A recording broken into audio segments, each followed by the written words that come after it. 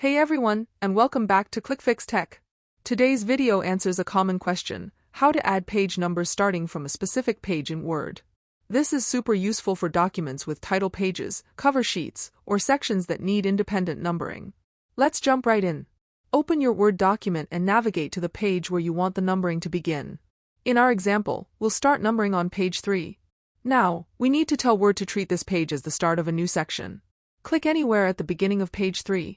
Head over to the Layout tab on the ribbon and find the Breaks option. From the drop-down menu, choose Next Page under Section Breaks.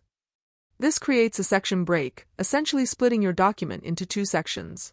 Next, we'll insert the page numbers. Click on the Insert tab, then navigate to the Header and Footer group and select Page Number. Choose your preferred location for the numbers. We'll go with bottom of page for this example. Since we want numbering to start from 1 on page 3, we need to make some adjustments.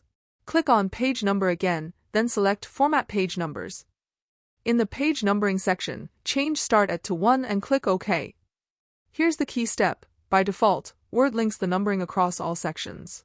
To make them independent, we need to disable this link.